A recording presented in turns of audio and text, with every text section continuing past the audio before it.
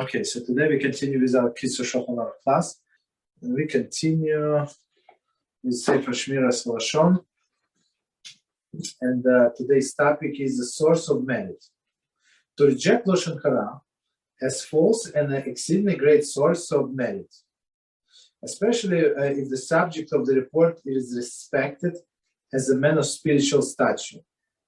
Okay, so if somebody speaks of men of spiritual stature, something bad, you reject it, great merit. Tana Devel Eliyahu, chapter 7 states, it is said of Yeravam ben Yoash that he was a man who accorded the prophet's honor. Therefore, those nations which the Holy One, blessed be He, did not give over into the hands of Yehoshua ben Nun or David, king of Israel, he gave over into the hands of Yeravam ben Yoash. So meaning he was even more successful than those two. As it is written, he, Yeravam, returned to the borders of Israel from the approaching of Hamas until the Sea of Arava. Okay, so Melachim 14:25. So we're on page 169. Why did Yeravam, who was an idol worshipper, merit this? Because he did not accept Lashon Hara regarding the prophet Amos. At the moment when, so here everybody knew that Amos is a very spiritual figure on a very high level. And somebody told him Lashon Hara about him, and he did not accept it. At the moment when he rejected the report against the prophet, God said, though the generation is guilty of idol worship, and its leader is guilty of idol worship, nevertheless, the land which I promised to Abraham, Isaac, and Yaakov will be given over to the Yeravam's hands. Very interesting. So they were idol worshippers, but because of this, HaShem, I guess, paid them in this world. I gave them some extra land. Do they need extra land? I don't know. It's the way I see it's headaches. I had to govern other people. Okay, so we stop here. Continue with Kitzur. All right, and we up to the page 211. Oh, I mean, okay. So in this article edition, so we're up to Siman 19, and the topic of this Siman 19 is law training regarding the recitation of Mashiv HaRu'ach, right? So that's what we're saying now. Tal Umutar. Okay, Ashkenazic don't say that. Yala V'Yova and Aneinu. So Aneinu is answers, right? Okay, so let's start from the beginning. Yala V'Yova, that's what we say on holidays, right? Holidays and what is it? Rosh Chodesh also. Okay. So, all right, so let's start. CF number 1. In winter season, we recite the phrase Mashiv HaRu'ach U'Morid HaGeshem. That's what we start like the last day of not Sukkot, but Shmini Atzeres, right? That's I think when we started Shmini Atzeres. Okay, so we started. Okay, here's the translation. He makes the wind blow, and he makes the rain descend. So very, very important that we say this phrase in Shmona Esrei. Commentary: this phrase praising HaShem for bringing the seasonal rains is added to the second blessing of the Shmona Esrei, Mechayei HaMeisim, who resurrects the dead. Since the rain brings life to the world. Mishnah Berurah. Okay, go ahead. This part makes the winds blowing. Oh, the part you just named. If we forgot, if we said it at this point, did enough time pass? If we forgot, we don't have to repeat Shmiras, right? I just saw somebody posted when the 90 days. I don't remember. So, but I think they're going to discuss here, as we said, or 100 days. Whatever we're going to say. I think it's 3 months or 100 days. We're going to discuss here. Okay, so one more time. So this phrase is added in a second blessing, where in the resurrection of the dead. Why we saying is especially now? Like, do we need rain? Yeah, maybe in America we don't know, or somewhere in the world we don't need rain. But in Israel we do need rain, and it's in Israel is rainy season actually starts. So in Israel it's not a good idea to go there right now to visit. I mean, in this like in November, usually not smart idea. So the ticket prices go down, maybe even 20%. Rabbi, if it's Shemitah right now, why do we need rain? No, but okay. So first of all, the rainy season. I apologize. So let's go back a little. So the rainy season, we need the rain. So because that's when the earth saturates with the water, and it produces the crops, and the crops is in the spring. So spring is like by the Nisan, by the April they already have the first harvest. Isn't April still Shemitah?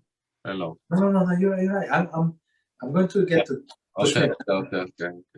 I'm talking in general. So this is like this is the time when the rain falls. All other time there is no rain. Do you understand? So okay, so now we're going to Shmiras. So Shmiras still we need the on a practical level. I mean, it's all practical, spiritual level, but the land need to rest, and it needs the rest and rejuvenate itself through water, through this rain. So this rain is not there is no coincidence. This the blessing on the rain was added in the second blessing about the resurrection of the dead, because rain has this power. Like if you see like in the winter, like everything looks dead to us, and then the rain starts, and the spring it starts blossoming, and the things start growing. Like they were dead the whole winter. They were dead. Like who would believe that something actually will blossom? You understand? So that's why it's in this blessing of resurrection of the dead.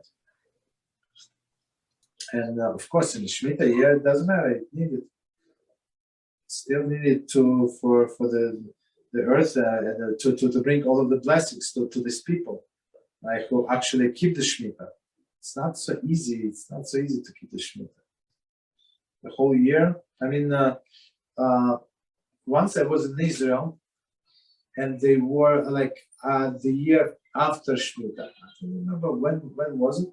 So after Shemitah, and they had all the big celebration next to the Western Wall. Like they like big celebration. So all of these people, not all, I'm not sure who was like these people, but these farmers and other people who support them. People collect the money. It's a Jewish tradition to collect the money throughout the world and send to these farmers in Israel to support them. It's not so easy because, for example, they bought this equipment, right? Then they take mortgage and they have to make payments throughout the whole year for this harvest, like agricultural equipment, and it just stayed there. You cannot work on it. So it's a big test. Okay, so continue. We begin reciting in the Mussaf prayer of Shmini Atzeres. Okay. So meaning this blessing for a rain. Mashiv HaRu'ach. Commentary. It would have been appropriate to add the praise in the first day of Sukkot. Right? Since during the Sukkot, the amount of rainfall for the coming year is determined in heaven. So that's why one of the things that we do on Sukkot, and as we learn in our class, not in the class, in class when we stayed up there the whole night on that night, Hashan Rabbah. So we said that one of the things about Sukkot is that the world is judged for war. Right? So they say, why don't we start this blessing in the beginning, right? Beginning of the Sukkot. Okay, so since during Sukkot the amount of rainfall for the coming year is determined in heaven. However, since it is a bad omen for rain to fall on Sukkot itself, when it would be interfere with our mitzvah dwell in the Sukkah. I mean, how can you sleep in the Sukkah if it is raining, right? Not a good idea. Or it's raining in your soup, or on your chicken, not a good idea, right? So we don't ask that. Mitzvah of Sukkah, dwell in Sukkah. We do not begin the recitation until the day following Sukkot, Shmini Atzeres. So Shmini Atzeres is, as we know, it's even though it's considered like seventh day of the eighth day. I'm sorry, eighth day of Sukkot, but it's not. It's separate holiday. So Shmini Atzeres and Simchas Torah in exile, like two separate holidays. They're not. They just attached to the sukkahs, but they're not connected. So we're not allowed to sit in the sukkah in those holidays. Right? Yeah. Very, very quickly, could you please tell us Shmini Atzeres? What's the point of the holiday? Not Simchas Torah, but Shmini Atzeres. It's a 8 day of like when we come to base on English. So it's in like also just explain. So all of the 7 days of Sukkot. So we bring offering for all the nations, for 70 nations. So it's 70 bulls, right? So if you add together, so they go in descending, I think, count. I don't remember that they start from 15. Whatever they start, I don't remember. But on Shmini Atzeres, it's HaShem said that now it's like you and I, only you and I. So bring one bull. So. Mm-hmm. So it's like special appointment. Okay. You know? So okay. So see Mishnah Berurah 114.2. See therefore why we do not begin the recite in the Marif of Shacharis prayer Shmini Atzeres. So I remember learning, but okay, it's very interesting. And so they do when they do on the Mussaf. So by Mussaf, so I give you only one of the many explanations. So on Mussaf, most of the people in the shul. So at night, maybe some yes, maybe some no. In the morning, maybe yes, but on Mussaf, since everybody wants to get a blessing from the coin, of course everybody's there. Yeah, Israel, go ahead. Yeah, I have some comment and question because for people that are starting to learn, in some Sidurim it says like a generic rule in winter months or in summer months. Is this rule appropriate for guiding ourselves when to say Mashiv HaRu'ach? Yeah. Okay, no, okay. Exactly. So that's so you bought Sephardic Sidur, correct? Right now I am in Ashkenaz. No, one second. But whatever you said, okay. So there is I think if you have this comment. It's not. Yeah, some Sidurim have this comment like exactly. More generic rule. Exactly. One second. So you have this comment.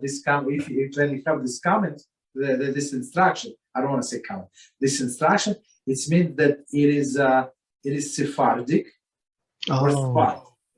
So why? Because Ashkenaz custom, they do not say anything in the summer. So Morit Chatal, I mean, he's going to say, but it's only Sephardic tradition. Ashkenazic don't say anything. So I don't want to confuse you, but when we start and when we stop, it's exactly the same for everybody.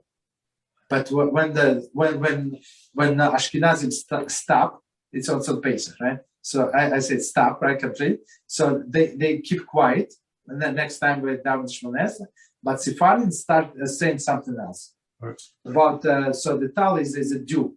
So Jew is it's all as well. Go ahead. Yes. Go ahead. Rabbi, I think he might be talking about the blessing for the years, because over there in some Siddurim it says and give a blessing, and in the what's it called, and in another season it says and give a blessing in rain. I think something like that. Not the second blessing. I think it's like the 6th or the 7th, one of those. Okay. So no. You're saying about the December 4th. No, stop. It's in the blessing of the years. Exactly. Sorry. I think he might be talking about that one by accident, and maybe he does have an Ashkenazic sitter, no? No. Okay, let's continue. Okay. Okay. We're going to answer all of these questions in details. So quickly for Or, so we discussing. I'm going to just read the topic. So law regarding the recitation of Mashiv HaRu'ach, right? That Tal Mutar, Yala V'Yova, and a name. Okay. So let me read this sentence. We got only as far as 1.5 sentences. Okay, so let me read from the beginning. In the winter season, we recite the phrase Mashiv HaRu'ach Morit Chageshem. He who makes the wind blow and makes the rain descend in the Shmona Esrei. Okay, so we said it second lesson.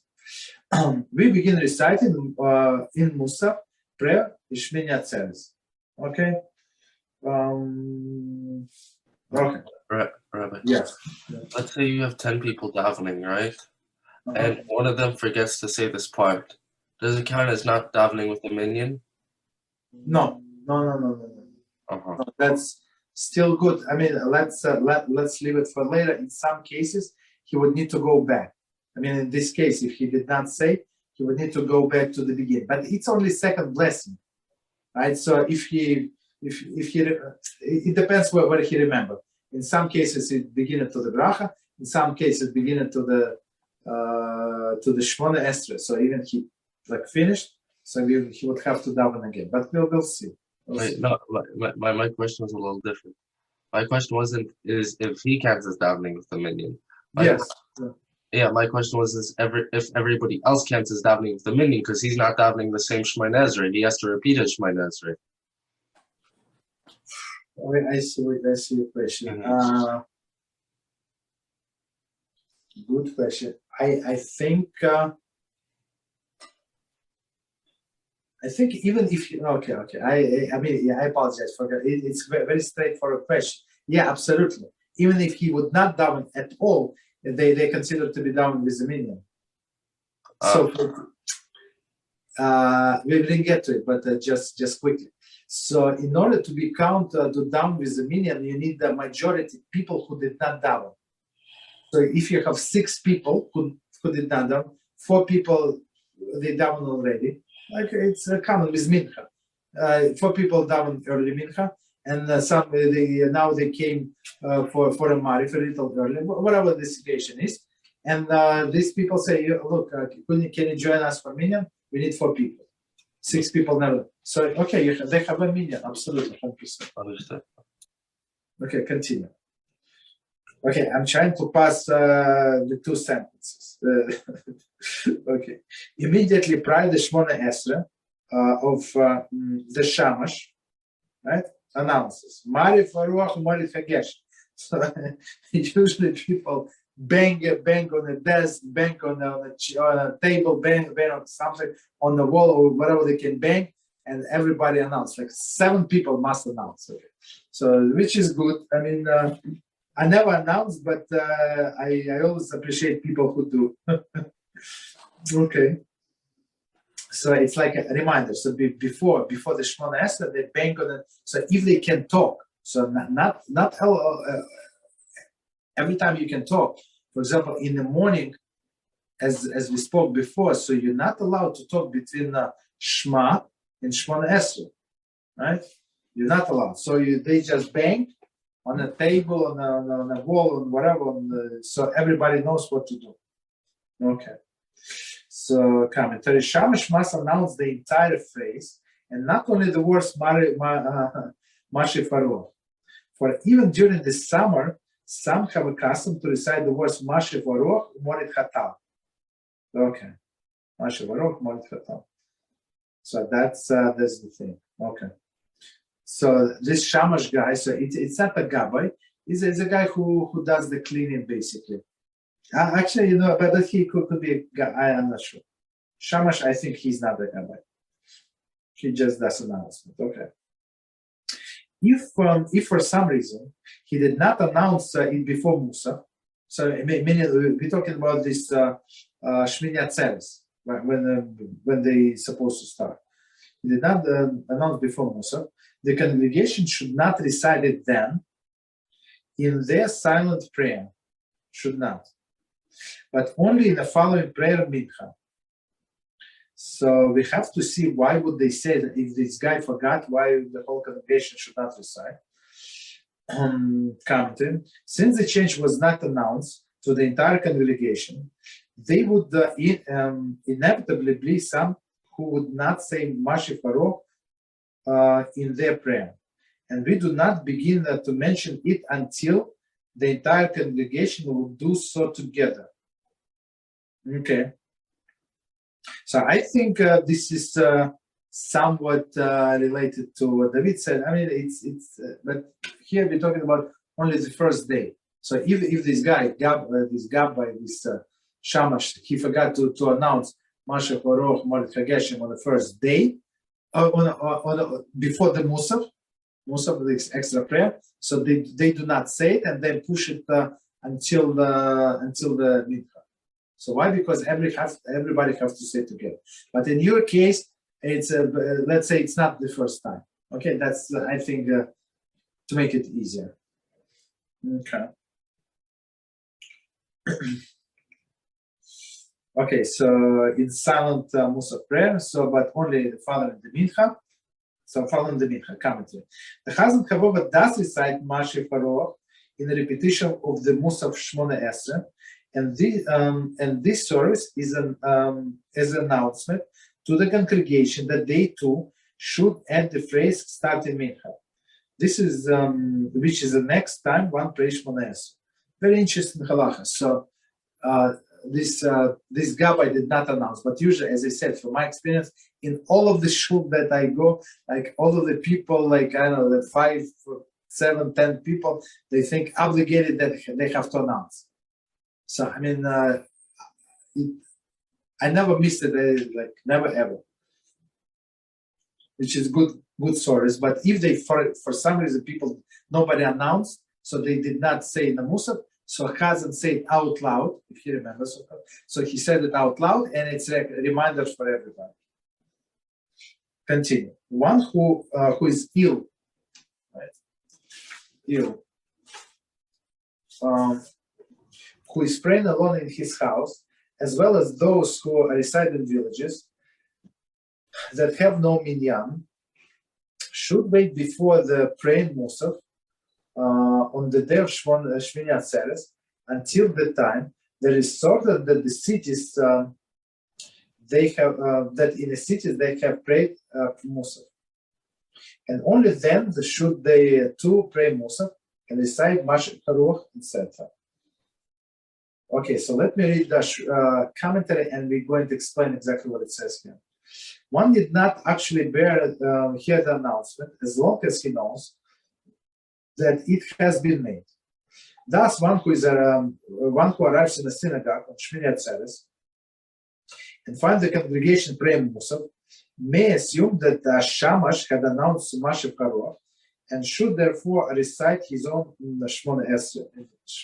Okay, so let's try to understand. So first of all, it's a general rule as we spoke in this Kitzur Shulchan Aruch before. I mean, some people, as somebody told me, do not take Kitzur Shulchan Aruch seriously. Okay, maybe we don't have to take that person seriously because it's a book of law. So the thing is, So if you cannot go, so the best way is to pray in a synagogue with a minyan. Okay, first level. Second level, if you pray in a synagogue without minyan. Third level, if you pray in your house, when the minyan prays, the closer your minyan, whatever when you usually go. But here we say, okay, this guy lives in a village. There is no minyan. There is no synagogue, so he has to pray after a synagogue prays, right? So it's proper to pray at the same time. But in this case, since he can only add this phrase after it was announced, so they know. I mean, everybody knows what time usually people pray. Let's say approximately Mussaf they pray. For example, the place that I go, they pray Mussaf approximately 10:30 or 10:40. So basically, after 10:45, 10:50, you can start your Mussaf, and for sure that already pray in the synagogue and it was announced. So if somebody is sick, so do not just because somebody is sick and he's home and cannot go to the shul, he cannot just pray whatever time he wishes to pray. No, unless the person is weak, has fever, has this ache. Okay, I'm not talking about that. But if he's just has a cold and he's a little bedridden, but he can basically stand up and pray. So the proper time is when congregation is praying. Okay, so and here only after announcement. So announcement is critical. Okay, go ahead. I have a little question. If I understood well, but is Mussaf only for minyan? No. Mussaf it's additional prayer. Additional prayer. So you with a minyan or without minyan, doesn't matter. Oh. Mussaf is only on holidays. So holidays, Shabbos, and Rosh Chodesh. That's it. Because I understood that this ex-person not able to go to the synagogue must wait after the Mussaf service of people praying in a minyan. Correct. So from there, I understood that maybe one praying alone in his house must not recite a Mussaf service. No. He waits until it was announcement in a shul. So for sure, so he knows, like I told you, I know what time that they pray in my synagogue, right? So I know for what time they pray. So for example, God forbid I cannot come for whatever reason. So I have to pray. We're talking about only one day a year. Only one day a year. It's not like every day. So on this day I start not with them, but a little later. So in order so it would be announced. So we have to add this phrase. That's it. Oh, right, Rabbi. Who does the Kitzur Shulchan Aruch agree with more, the Shulchan Aruch Harav or the Mishnah Brura? I don't know. Mishnah Brura and Shulchan Aruch Harav were written after a Kitzur. Oh, right. I'm not sure Shulchan Aruch Harav when it was there. I'm not sure. Uh-huh. But this is, I think, from 1700. Okay. But just a little correction. Whatever we do is actually from ArtScroll. They added Mishnah Brura notes and Rabbi Moshe Feinstein notes. So if the Mishnah Brura will rule differently, or he has additional information, of course in Mishnah Brura it's much more additional information. But Kitzur, he said, okay, I'm going to give you short summary. So what do we need to survive today? So because people see Mishnah Brura and I see in few houses, it's very unfortunate. So I see that looks like the first volume was read and the others are pristine, untouched, even untouched. So you see mine, whatever I covered, so you see that they're covered. I see the pages that I actually turn every page. But others, of course, I never finished Mishnah Brura myself. But I'm trying to. Okay, so continue. Okay, so we just spoke about this person who prays alone. From Shmini Atzeres, we recited, there is Mashiv HaRu'ach, etc., until the Mussaf prayer on the first day of Pesach. So first day of Pesach. So meaning at night of Pesach, when the first day of Pesach starts, you say this Mashiv HaRu'ach.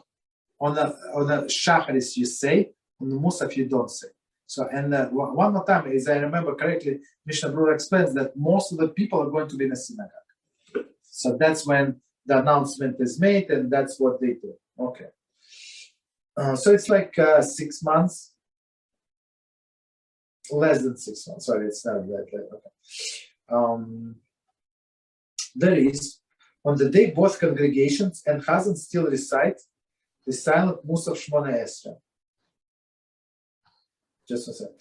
There is, on that day, both congregation and Chazan still recited in the silent Mussaf Shmona Esra. But with the exception of the prayer of the Chazan, they ceased to recite it. Okay, let's, here Kitzur sets out the halacha according to the custom that does not replace Mashiv HaRu'ach Morid HaGeshem with any other phrase in a psalm. See further this year. Okay, so here we're talking about only stop. But as we said before, in other customs, we add another thing for the summer. So one stops and we start another. Okay, let me just read the last sentence one more time and we explain. There is on that day, meaning the first day of Pesach, we're talking about when we end. Both congregation and Chazan still recited in a silent Mussaf Shmona Esra. So in silent you recite, but with the repetition of the prayer by Chazan, he ceased to recite it. So basically he said, his message, he's not saying, but his message, okay, that's it. That was the last time.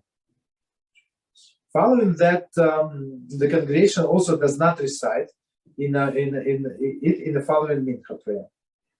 Since they had already heard the prayer from the Chazan, that he has ceased reciting it in his Mussaf prayer. Okay, so it's like him is not saying this Mashiv HaRu'ach Morid HaGeshem. It's like for us, it's a sign not to say it. Okay. Any questions?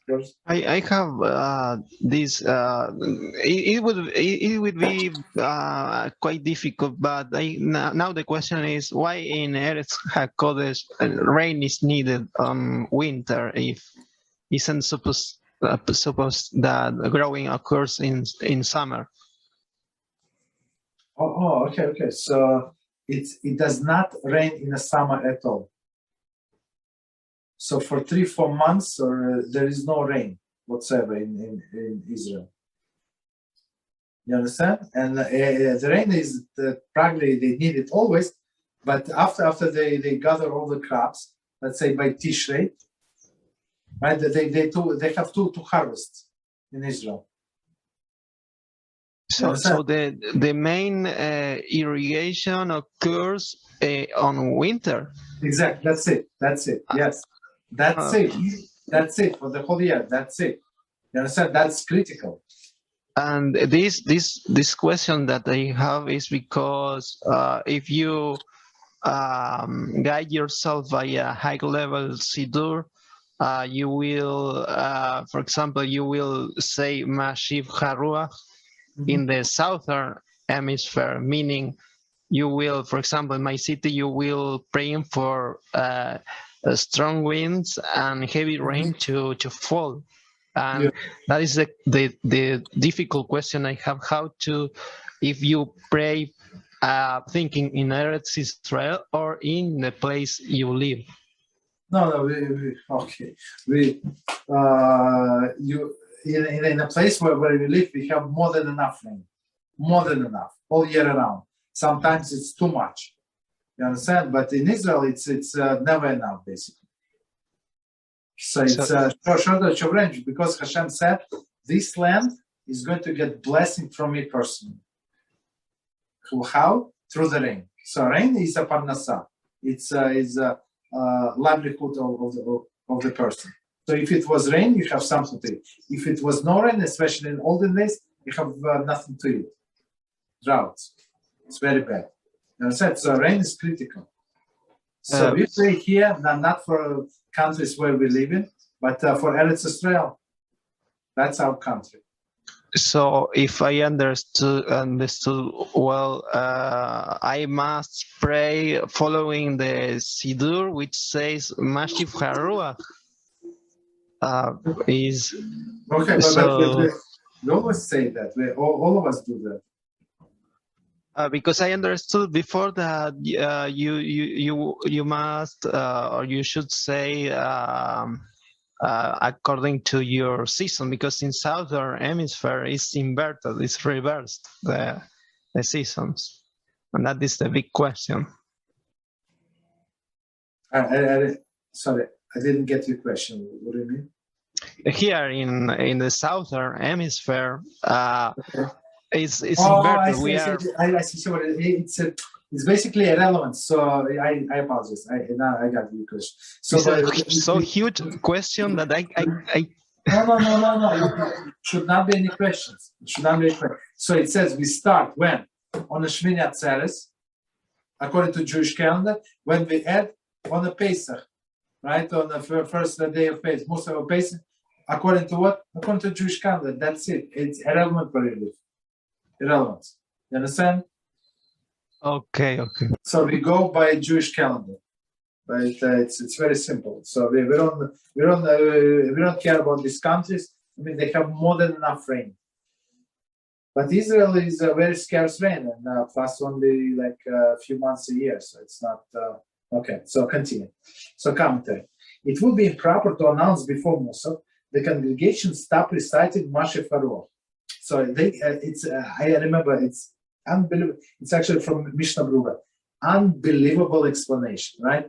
So because we said clearly that the Shamash announcement when we start, people we said they bang on a desk on a bench and to announce that you have to start saying. But now when stop, it's not proper to say to stop, because as we said the rain is a blessing, so you never say no to the blessing. Understand? So that's why they did not announce. But let's see. It would be improper to announce before Mussaf the congregation stop reciting Mashiv HaRu'ach, etc. In the same manner that we announce the beginning of recitation Mashiv HaRu'ach. So beginning, no problem, right? Stop, a problem. For we do not wish to appear to be unappreciative of the blessing of rain. It's like, okay, that's enough, HaShem. Okay, thank you, but no. Right? That's a problem. Instead, the Chazan's repetition of Mussaf Shmona Esra, in which he does not recite Mashiv HaRu'ach, etc., so that as an announcement that recitation should cease. Mishnah Berurah 114. So this Mishnah Berurah, I mean, he's brilliant. Very short explanation, but that's not, now we know what is the difference. Why it's in one to start they announce even 10 people when we stop we have to deduce from the Chazan repetition. What is the problem, right? So here's the answer. Continue. One who is praying alone should pray the Mussaf prayer early on that day, so that the Chazan of each congregation in the city will not have ceased saying Mashiv HaRu'ach, etc. in his repetition of Shmona Esra Mussaf. Okay, so here's the difference. Because he's absolutely different, right? So when we're supposed to stop, so since an announcement is by the Chazan, right? So if this person is in the village and he would wait until the Chazan in the city stopped, so it's which we say it's like it's a sign to stop, it's an instruction to stop. That would be too late, right? We say that everybody prays. So if he would pray Mussaf prayer earlier, so there is no problem. As we say, everybody say it in silent Shmona Esra. So and just to remind us, the earliest Mussaf you can pray after 6.5 hours, seasonal hours. So it's like 6 hours is a midday, whatever is it, like depends on the season, and plus half an hour, and so after that you can pray mussar. No, apologize. No. Take it back. I'm talking about mincha. So after you pray shacharis, you can pray mussar. Apologies. After you pray shacharis, you pray mussar. That's it. So they tell this guy, pray shacharis earlier and start the mussar earlier. So there's no problem, no conflict. Continue. One more time the sentence. One who prays after the chazan has already ceased the reciting Mashiv HaRu'ach, etc. in his repetition of mussar prayer should no longer recite it. So if you decide to pray your personal mussar, like let's say you're at home, you overslept this and that, and now you pray mussar at let's say at noon. So and you know for sure they already say it. So you say without Mashiv HaRu'ach. There are places where in the summer season, in a place of Mashiv HaRu'ach, Morit HaGeshem, they say the phrase Mashiv HaRu'ach Umorit Hatal. Okay, so that's the thing. Right. Just 1 second, last commentary. That is from Pesach on. So according to this Mussaf, they stop one Mashiv HaRu'ach Morit HaGeshem. They bring wind and rain, and we say about dew, who brings dew. You understand? That's the summer. That's exactly what he was talking about. So starting from Nisan, from Pesach, it's already summer season. So if you break a year in two parts, winter and summer, so that's summer. Yeah, go ahead. I just wanted to know. Until when is the latest we can daven Shemona Esrei? Like how much after Shkia is my question. On what Shemona Esrei are we talking about? I'm talking about mincha Shemona Esrei and Mussaf. Those two things. When's the latest time after Shkia we can daven them? So there are different traditions. The latest one, I think. Rabbeinu Tam, since Rabbeinu Tam, he goes by 72 minutes, right, after the sunset.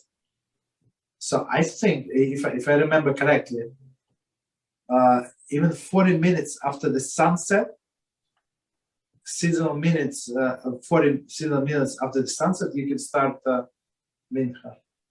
So what does 40 minutes means? It's dark. Outside it's dark. So, and several times in my life, I counted on this opinion. And I would go to this Minyan Factor on Avenue L, East 8th Street. And some people would come, so it's very interesting. Like, you can daven Marif already at this time, right? So they ask, is it Marif or is it Mincha? So maybe 3 times in my life, I davened the last Mincha possible. And few maybe 2 times, and other times I down like one before the last. So they still play, but other people like they have several levels. And they say, okay, last mincha, you go downstairs. Here we already start Marif. So like 40 minutes, but only you can rely only on in the cases of big necessity. And the Mussaf, the way I understand, I'm not sure if their opinion that you can go Mussaf that late, but for sure until the sunset you can daven Mussaf. Yes. Maybe a little later, but I'm not sure. Maybe 15 minutes later. I don't want to say. But okay. Okay, so continue. Okay, all right. So and we say that in some places, so they started exactly what our friend Israel was asking. Mashiv HaRu'ach Umorit Hatal. The translation of this verse, he takes the wind, he makes the wind to blow and makes the dew descend. So it's not rain, but the dew. Commentary. The present custom was who daven used Sfard, and all those who lived in Eretz Yisrael, even Nusach Ashkenaz. However, is to replace Mashiv HaRu'ach Morit HaGeshem with only the words Morit Hatal during the summer season. However, is to replace just one second.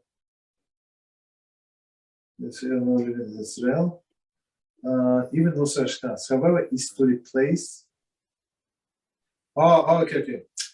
The present custom, the most who daven in mussar Sfard and all living in Eretz Israel, mussar Ashkenaz, however, is to replace Mashiv HaRu'ach Morit HaGeshem with only the words Morit Hatal. That's what I said in the beginning, but that I got a little confused, right? So that's what people say, Morit Hatal. That's it. They don't say the whole verse. I mean, that's what it says in the Siddur. It's not like they making up. So just for us to know, when you go to Eretz Israel, so Ashkenaz Nusach here and Ashkenaz there, it's not the same. So Ashkenaz there, it's closer to the Sephardic that people stay pray here, right? Rabbi. Yes. If I were to visit Eretz Israel, would I change it? Would I change my nusach or no? If I just visit, no. No, but this thing you say in your silent Shmiras. Nobody hears it, and unless your Chazan, so Chazan has to repeat out loud. But you daven, you take your Siddur and quietly and do whatever you need to do. Understand? Me personally, I mean, it's not very proper, but I always like to visit different minyanim. I love this, like different, like Sephardic, this Sephardic, that Sephardic, this Ashkenaz, that Ashkenaz, Hasidim. I love all of these things, you know. So I mean, it's they so close to each other, and it's just amazing. So, but still, I daven my own mussar with my own Siddur, but very interesting. One more thing, because it just came to mind. If I visit Eretz Israel, right now, just like how if I visit, don't say if, say when. Say when. Okay, yeah. When I visit Eretz Israel, right? So you have to keep 2-day Yom Tov still, correct? Yeah. Okay, so my question is, when I go to Eretz Israel, over there, do I count Shkia the way I do over here? You understand my point? Yes. Yeah. But you take with you your phone and you have my money. You just change your location and it gives you all of the numbers. Absolutely. No, what I'm saying is, you just like you have to keep an extra day. So, for example, there's what is the difference? Exactly the same as you do here. Exactly the same. I agree with you. I'm saying that let's say over there Shkia is going to be 6, right? Okay, 6 p.m. Okay, now America 7 hours behind. How many ever hours it's behind? Okay, 7 hours we'll go with. Now, so my question is, their Shkia isn't my Shkia. You understand? Because my Shkia is New York. No. But you in Eretz Israel. Why are you saying Shkia in New York? Who cares about New York? I'm saying just like when I visit Eretz Israel, I still have to go with my New York. No.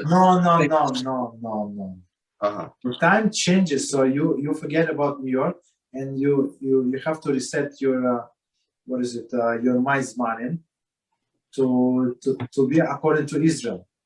And for example, here I'm not sure about all of the countries. I want to say yes, but I'm not sure. But in Chutz La'oretz, we light the candles. For example, I think still depends on location. So I want to speak about America only, right? So we light the candles 18 minutes before the sunset. 18 minutes. So, but in Israel, in Yerushalayim, you light 40 minutes before the sunset. You understand? So you don't go by your own calculation where the Shkia is. No. You look at the calendar, you look at the application and see what time is the candle lighting. Okay, of course you know what time is Shkia, because the sun goes very fast, like this. In America, you see the sun. It started.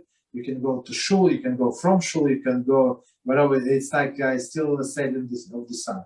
could be 15 minutes, 50. You understand? But they're very fast. Few minutes and it's done. So that's why they say like 40 minutes. Not okay. Understood. You got this. So and when you're in the Eretz Israel, so if you're there for holidays, make sure that you somewhere in a touristy area where the tourists come, right? Where you can find the legit minyan. You understand? For the second day. So when we used to, previous years we went there for different holidays, and I would stay for example in Yerushalayim, and not too far from the shul when they have the second day minyan. You understand? So we absorb, like all of the Israeli will drive and do whatever they need, but for us it's 100% holiday. Okay, and then continue. I have something about Shkia. It would be sunset Shkia because in Zmanim it says in Hebrew the time. For example, mincha gadola, hamincha pla something. I don't understand really very much yet. Okay. I have to send you this class on Shabbos when we study the book of Shabbos. You have to listen to our lecture from the beginning. It says transliterated, but it's still in real in Hebrew. I heard this. We explain all of these things in details in our classes. So Beezrat HaShem, just remind me, or if you want to find yourself on this Beezrat HaShem on YouTube. If you go to YouTube, there is Beezrat HaShem channel, not Yaron Ruven, but Beezrat HaShem channel. Yeah. And if you go to playlist, you have Shabbos laws, all of this that we make the 56, 57, whatever lectures up to now. So if you start from the beginning, we explain all of these things in all of the details. So I think it would be very, very beneficial if you start from the beginning. Okay, continue. You good? Okay. So we got up to halacha number 2. So one more time. No, we didn't get. So we didn't get to. We said that in Nusach Svart or in Nusach Ashkenazic, if you're in Israel, so they say Morid Hatal. Okay, Baruch HaShem. Continue. In the case where the Shamash should announce Mashiv HaRu'ach Morid Hatal before Mussaf. Before Mussaf on the first day of Pesach, and then the congregation also recite in silent Shmona Esrei or Mussaf. With the prayer, they cease to say Marit Hageshem. So that's actually a very interesting approach. So in those places when they substitute and they say Morit Hatal, so you're allowed to announce something like to add. To add, there is no problem. To subtract, there is a problem. So if they said Morid Hatal, so everybody knows that you have to stop Mashiv HaRu'ach and you have to start Morid Hatal. So which is good. Commentary. Since there is another phrase, there's recited in a Siman, the Gabbai, so the Shamash is they translate as Gabbai, can announce the phrase before Mussaf, just as he does in the winter with announcer Mashiv HaRu'ach Morid Hageshem. Right? Thus, according to the custom of those living in Eretz Israel and most of the Daven Nusach Sfard, the Gabbai announced Morid Hatal, right? And the congregation recite Mussaf with Morid Hatal. So even in silent, they have something that they do the substitution, right? Because it was announced. It is only those places when they do not replace Mashiv HaRu'ach, etc., with anything that the Gabbai does not announce anything before Mussaf, for the reason explained above in note A. So which makes sense. So we do not subtract the blessings, right? But if there is something to substitute to, no problem. Go ahead. Good idea. Okay, so let's start. 1 second. Let me see. Oh, it's huge. Very long. Okay, so you know what? We can stop here and go to the questions. Okay. We'll go ahead. Question. Yes. So two things. First is, let's say I have coffee, right? Like Yes.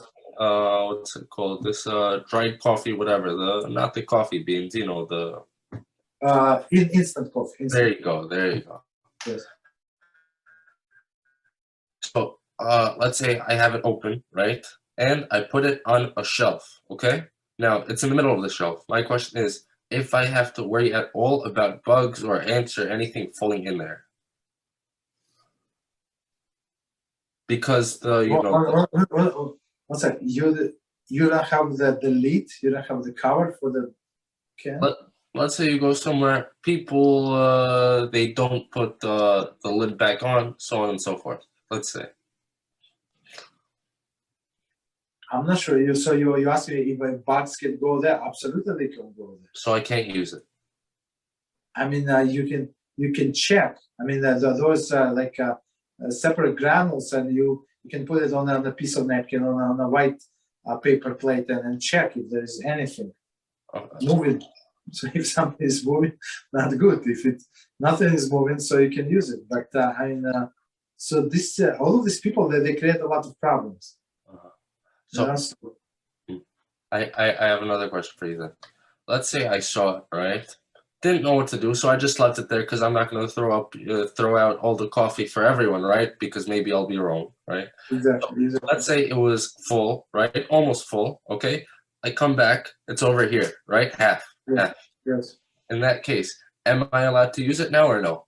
No, let them use it. Let them enjoy it. I mean, I hear. Just because the other people want to take risks. Like today, it happened last time today. So I was in a store shopping, right? It's not Jewish store. So I was buying vegetables, and there are other things, groceries that kosher, right? And this Jewish guy comes. I know him, and he's looking for buckwheat called kosher. So he said, "Where is?" And he asked this Spanish guys. Right, the worker, and this guy does not know what is kosher. So it says buckwheat. He does not know kosher. So I told him, look, it's here. So I give it, and I say I think it's not kosher.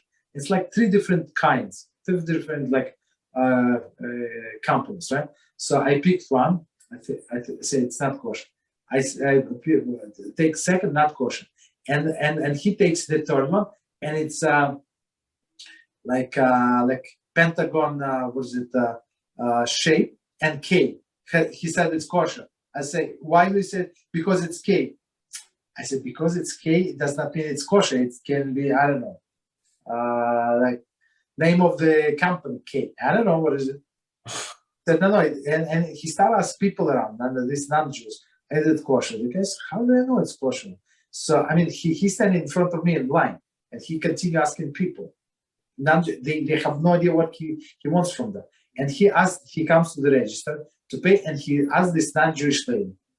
So she like checked. I don't know. It should be stamped. It's kosher. It's not kosher. So he asked you like 7 times. So some people, they already made in their mind what they want to do.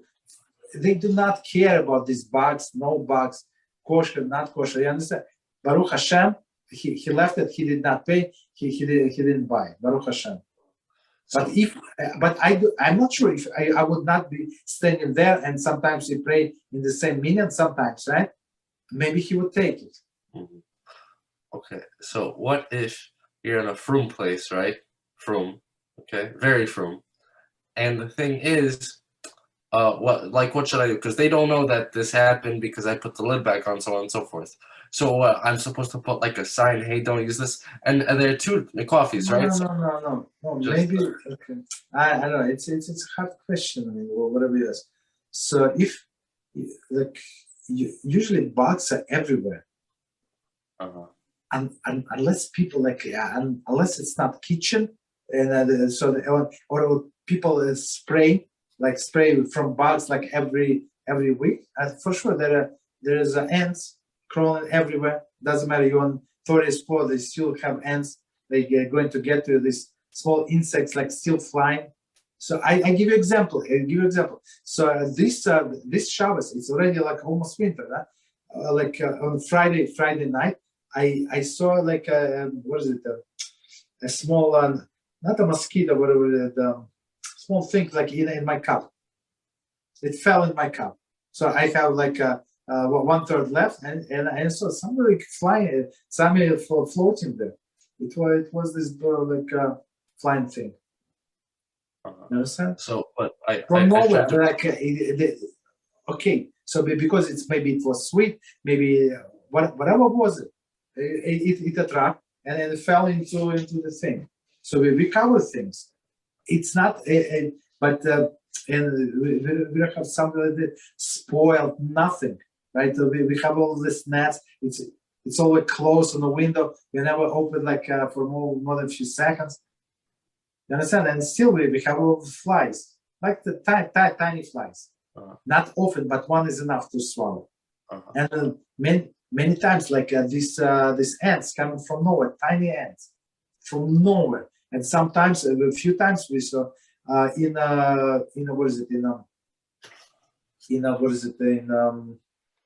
flour, right? So to baking flour, there were some bugs from nowhere. It was in this original package. Then my wife put it in a plastic bag, and she closed with a clip completely. There were bugs before, or I don't know. Maybe I don't know. So we had to throw the whole pack of flour. Yeah, go ahead. So, but in this case, yeah. Let's just say a bug lands on a fruit that you're eating or bread, and I don't know what the bug's doing or whatever. But then you swoosh it away. Is food still kosher? Yes, yeah. There is no problem. There's no problem. Even in my drink. So whatever I said, I told my wife, even on Shabbos we're not supposed to separate, right? That's what we learn on Shabbos. So what we're not supposed to separate bad from good, right? So bad is a bug. So but they say if you take a little liquid from your cup with a fly, you can throw it out and you continue drinking your liquid. There is no problem. Of course, we throw out the whole. Pour out whatever is left, but basically you can do that. There is no problem. But if you were sitting there, so you have to check if maybe his friend is still there. Yeah, go ahead, David. In this case with the instant coffee, I don't tell anybody. I don't do anything about it. I don't know. So I mean, you can put on a countertop without lid. You understand? So let everybody decide for themselves whatever they want to do. Understood. But I have one second. There is a doubt if, for example, my sweet iced tea, or lemonade, whatever I had, maybe they like more than the coffee. Maybe yes. I don't know. Is it possible that they went to the coffee? Absolutely. So, but let other people decide for themselves. You're not collecting authority. Tell them what to do. You understand? I have to add one more detail though. Let's say there are two of these coffees and one of them were covered. Then I do nothing because people don't know which one it is. I don't know which one it is at that point. You see? Then exactly. So you're not doing it. Okay. And second question. With Rabbi Moshe Feinstein, since he allows wigs, are any women still allowed to wear wigs or no? No. No. I hear. The problem with the wigs that they are from Indian hair, most likely. Even if one, they have thousands and thousands of hairs. I don't know, tens of thousands. Even if one of them from Avodah Zarah, it's completely forbidden. You understand? So that's the main issue. But whatever he allowed, and let's say it's kosher wig, 100% kosher, right? Whatever they allowed and whatever people wear today with all the curlies, it's not what he allowed. So what is allowed is short up to the shoulder level. That some Hasidim Hasidic women wear, and they put a cover like a hat on top. And that's the one thing that he allowed. Yeah. Okay. Any other questions? Here, about preparing salad on Shabbos. Maybe we are committing several melachas of swacking, cutting, squeezing, and laundering. But maybe it is food when preparing salad. But since it is food, these probably melachas are allowed. But can you, when you prepare a salad, right, on Shabbos, right? That's what you're asking? Yes, or another way of asking this, how to prepare in a proper way without committing any melach. How to make salad without making melach? Yes, lettuce and tomato. Okay, so let's say you on Shabbos, you want to make a salad, so you have cucumbers and tomato, which is tomatoes, right? So how do you do it? You just wash them, right? You wash them carefully. There is no problem. You can wash. You want to wash with the soap, you can wash with the soap. There is no problem. And then the problem would be, so for example, if you want to peel the cucumber, that's the problem. So you cannot use peeler because it's a special instrument. So you cannot. But if you want, you can peel with, if you need to peel, you can peel with a knife, regular knife, because it's not special instrument, but take a little extra. Not only the skin, that the thinnest part, but a little extra, so it would be separated good with bad. That would be allowed, right? Then, so you can chop like pieces cannot be too small. Like tiny pieces, it's a problem. It's a problem of grinding. So we're not allowed to grind. But this question is like two questions in one, because I'm not sure if this soaking, grinding, and all is about how to say fabric or all, or it does not come for food. Some of them done. So I mean, there is no soaking for example with. I don't want to say there is no soaking, but it's sometimes it's an issue. And I don't like. I give you like you ask very big question. It's a different. You ask very big questions. So because I'm trying to figure out how to eliminate all risk on Shabbos when preparing a salad. That's what I'm telling you. You just wash them and you cut. You cut in slices. You slice tomatoes.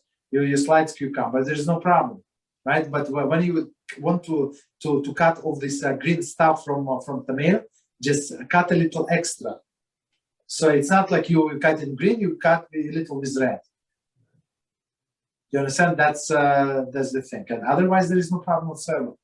You can put olive oil, or you can put dressing. You can add mayo to this salad. There is no problem. Right. Just don't make these pieces too small. Too small is not good. But like regular, maybe 5 millimeters is the smallest. You understand? But above it, no, there is no problem whatsoever to make salad. Go ahead. If it's just a salad, you can make it the day before because you're going to put it in the fridge anyways. It's a cold salad. Like, I mean, before Shabbos, you can make it. It won't make any difference for a person, really. No, but fresh salad is always better. It's tastier. Oh, yeah.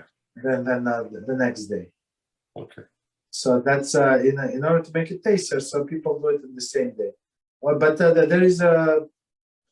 there's some things that you have to avoid, as he said. But there is no laundry, so basically you can wash tomatoes. You right? You can wash you can wash cucumbers. If you need to cut off some piece that you don't want, cut with a little extra with the good stuff, and just chop it on not too small pieces. I read somewhere that when chopping the tomatoes, you are going to chop it in a very strange ways. I mean, not very uniform. No. It's not. No, it's not true. It's not necessary. No. Okay. So I continue. Yeah. Yeah. Go ahead. Yes.